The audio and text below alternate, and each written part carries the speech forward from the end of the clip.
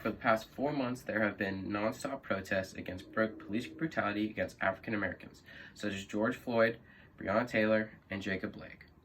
On August 23rd, Jacob Blake was shot 7 times in the back by police in Kenosha, Wisconsin, which have led to large protests in Kenosha, Wisconsin, where the shootings took place.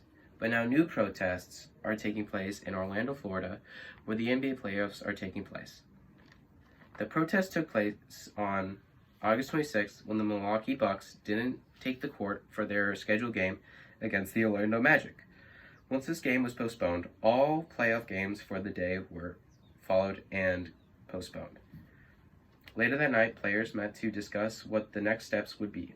Some players discussed the possibility of even canceling the rest of the playoffs.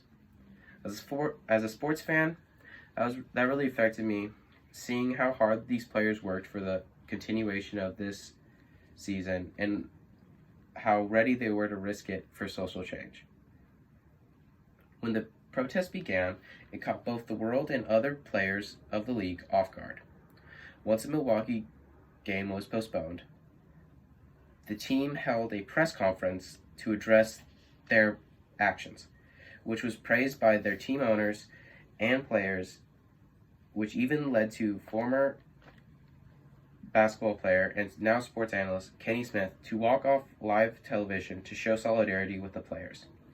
A CNN article titled "I've Never Seen Anything Like It" by A.J. Williamson, which was published on August 28th, covered the league's history with the protests going back to the 1961 All-Star Game, where Bill Russell boycotted the game to show support for social change. Bill Russell commented on the boycott that took place on August 26th and said how happy he was and told players keep getting in trouble. Having older players show their support for younger players shows the unity the NBA has between generations. But this wasn't the only time the NBA was in the spotlight when it came to protests. In 2014, players wore shirts that said, "I can't breathe," which signified one of the final words of Eric Garner, who died from police brutality. Now in Orlando, players have the option to wear phrases of social justice, like Black Lives Matter, vote, or even peace. But NBA superstar LeBron James opted out to having anything besides his last name on the back of his jersey, since he didn't feel the messages were powerful enough. This caused some backlash, which isn't the first time James has come under fire. In 2018, a Fox News analyst told James to shut up and dribble after he spoke against President Trump's leadership. James used his platform and asked for change from our government officials and showed that players are more than just men who dribble. Protests for social change didn't start just in the NBA, but in the NFL. Back in 2016, Colin Kaepernick decided to take a knee during the national anthem, which led to him being blacklisted from the organization and not being signed till this day.